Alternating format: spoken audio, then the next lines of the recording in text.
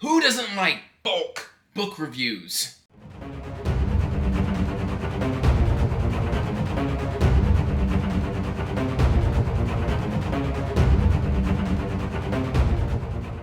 Hey everyone, welcome back to Andrew's Wizardly Reads. As always, guys, we are here to talk about fantasy, sci-fi, and horror books. Before we get into everything, I want to give a huge shout out to my new top tier Wizard Master patron, Christine. Thank you so much for your support. It means the world to me. And this is something I want to kind of start doing a little bit more. Basically, I got a lot of books that I read that I don't feel like I talk about them enough here on the channel. And this feels like a good way to go about fixing that, is just talking about them more and more and more. And so bulk book reviews, I think the idea first came to me after watching some from Red Fury Books. He does these a lot where he does mini reviews for multiple books in a single video. And I'm like, that's brilliant. So we're going to take our first shot at it with Simon R. Green's Deathstalker, Joe Hill's Horns, and The Black Crown. All fantastic books. None of these books are lower than 4 stars. So let's get into it with, starting off with Joe Hill's Horns. This is a suspense thriller / horror book. This was fantastic. This one I would give 5 stars to. Grade rank of A.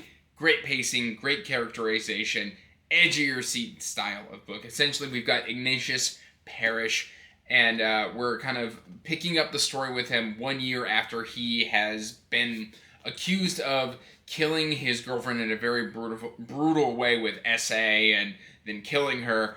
He's been accused of this even though he maintains his innocence. And on the 1 year anniversary, he wakes up after a night of very heavy drinking to realize he's got horns, devil horns. And these devil horns allow him to influence people, and he can kind of reach into you. And he can't make you do anything that is against your personality, but if, say, you kind of harbor something and you have a deep-held belief but you wouldn't normally act on, he can then make you act on those, and then people start spouting their deepest and darkest secrets to him, and like his friends, his family, police officers, everybody. And he's just like, what is going on? And then he starts trying to use these powers to figure out who did actually kill his girlfriend and what actually happened.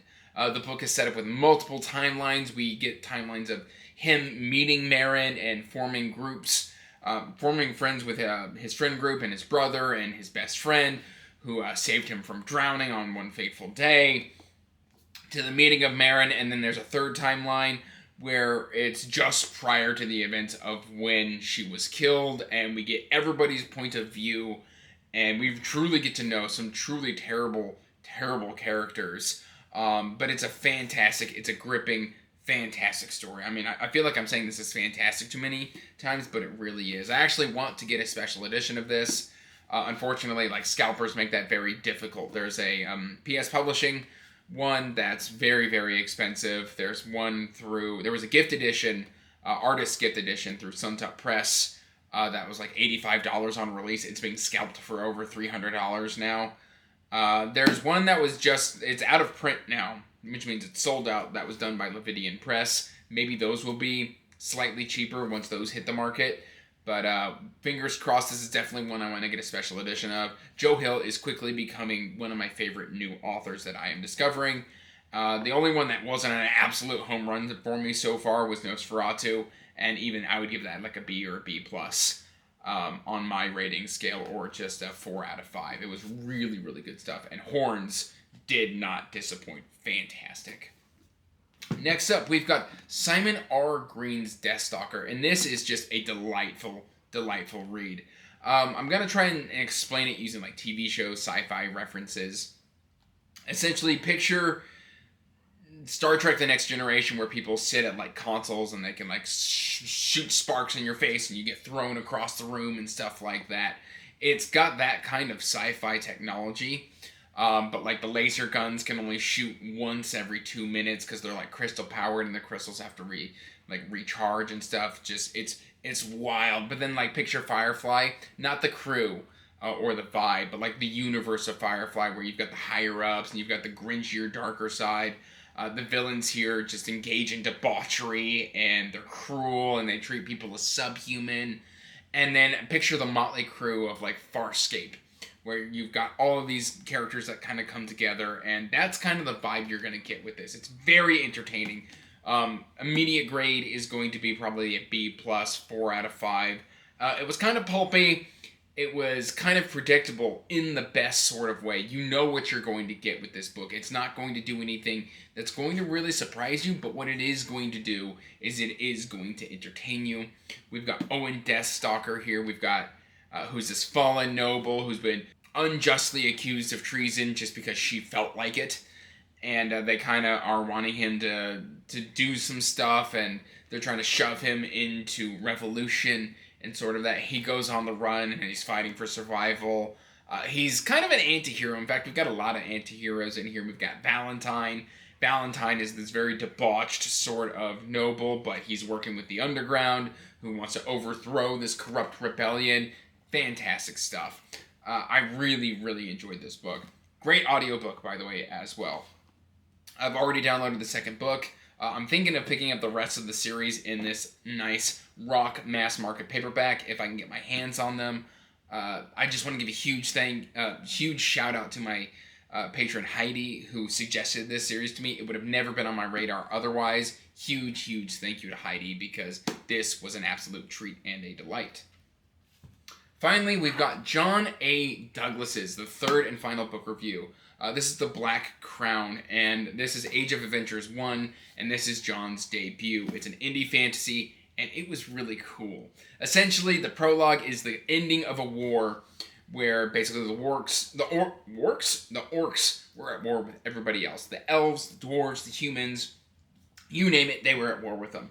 Anyway, the orcs are defeated, they're broken, their nation's scattered, and the human queen, who had been captured and impregnated by an orc war leader, has been returned to her kingdom, where she refuses to give up her child. Jump forward 17 years, and we're in that human kingdom, and we get to meet Rags, here on the cover, a half-orc. And essentially, he has been this closeted prince. Nobody knows about him because, again, the king's very unhappy with the orcs for capturing his wife and treating her very, very poorly. And essentially, like, in this kingdom, if you have green skin and you're an orc, like, you can be killed on sight, no repercussions. Like, it's encouraged to kill orcs. And basically, Rags doesn't know this. And his name day where he can join the royal court is coming up. He's preparing for that. The only people who know he's there is the royal family, the court jester, and some tutors. That's it. Even the kitchen, like, all of his dinner is delivered via... when you start trying to name something and dumbwaiter, there we go. His food is delivered via dumbwaiter. He's never been outside of the library. So it's really great stuff because he, of course, gets out and then gets chased by, like, a dragon and a shadow sorcerer, and he goes on the run. There's this vague prophecy where, like, he kind of is trying to fulfill this prophecy as best he can. He's never been in the outside world. Fantastic stuff. This is epic fantasy, and it's going to be a little bit on the longer side. This is around 650 pages. But what I love about it is we get to see this very gullible and naive character in I think it's Ragoth, or Ragsoth, but he goes by Rags to everybody. We get to see him be more worldly, and we get to see, like, him come into his own. It's almost like a coming-of-age story. John is a fan of the Margaret Wise and Tracy Hickman Dragonlance books, which is kind of reminiscent of those 80s and 90s and early 2000s style of fantasy. And the roots are there, but John takes these tropes and he does interesting things. He takes some risks here that I haven't seen before. And I really, really enjoyed this novel. I can't wait for the second one. And I think you should do yourself a service and check it out. My rating on this one, B+, 4 out of 5. Very good reading. I just recently finished this one, and I'm still kind of like smiling about it. We've got an Auroch here and a found family motley crew. We've got Cortland, who is this big angry human who wants to be a knight. We've got a pacifist monk elf, not monk, but a pacifist elf who's taken a vow of poverty. I believe their name is Denny. Just fantastic stuff here, the way they all kind of come together and bump into each other. There was a couple slight pacing issues that I had here, and some of the things and the reveals that happen in here, I don't know yet if they were brilliant or not. Like, I'm sitting here going, that was kind of cool, and I kind of like that, but did I love it or did it niggle me a little bit? I'm not entirely sure. It was still a really good read, very well worth it, and I highly recommend you check it out, if only for the cover. I recently included this one in a gorgeous covers. This is by J. Caleb Designs. Fantastic book. But these are the 3 books that I have talked about today. We have got The Black Crown, we have got Horns, and we have got Deathstalker. 3 great books. Please check them out. I will once again have these linked in the description box down below. That's all I've really got for you today, guys. Till next time, peace out, stay magical. Bye. And as always, I want to give a huge thank you to my patrons. Thank you for supporting my passion and my hobby. It means the world to me.